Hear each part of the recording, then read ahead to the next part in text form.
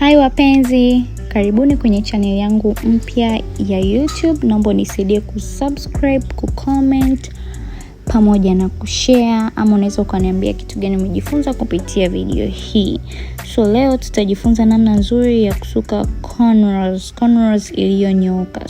Kwenye kusuka cornrows, make sure unatumia jeli kidogo. Jeli sio nyingi sana kwa sababu inaweza kuonekana kama uchafu. Lakini pia ili cornrow yako ing'ae, unatakiwa ku make sure hizo mistari imenyooka vizuri, lakini pia umeisafisha. Nywele ya huku imeenda upande huu na nywele ya huku imeenda upande huu. Yaani unahakikisha mstari wako ni msafi na unang'aa.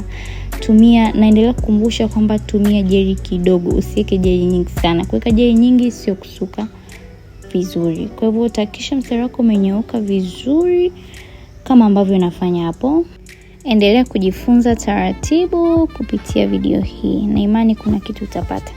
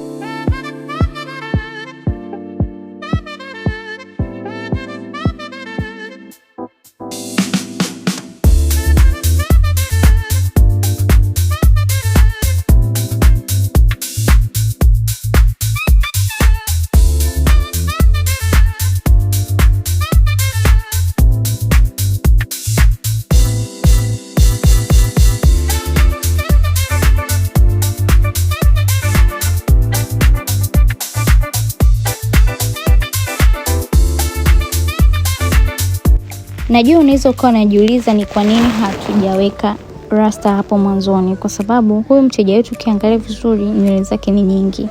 Kwa hivyo nakushauri, ikiwa kama umepata mteja ambaye ana nywele nyingi, usiweke rasta nyingi, kwa sababu cornrow yako wala haitaonekana vizuri kama ambavyo inaonekana hapo. Itatuna na muonekano hautopendeza. Kwa hivyo hakikisha unazingatia pia wingi wa nywele ya mteja wako.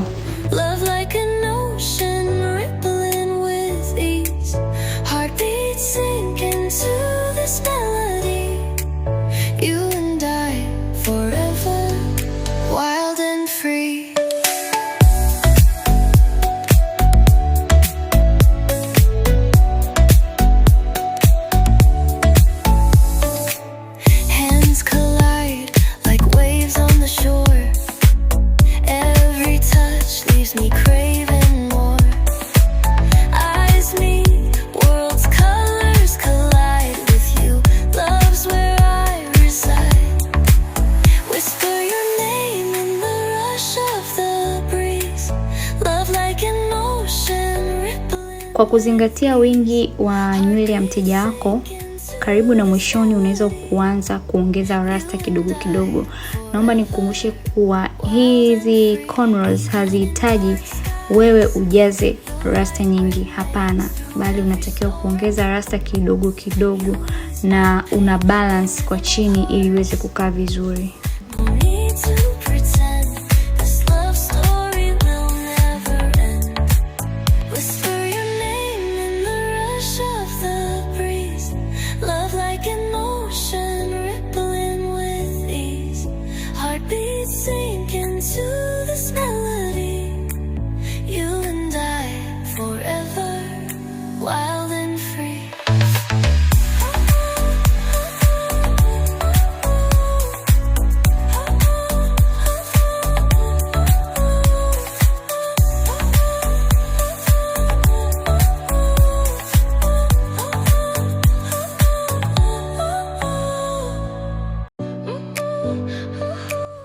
I hope umejifunza chochote kitu kutoka kwenye video hii. Naomba usisahau kusubscribe, kucomment pamoja na kushare.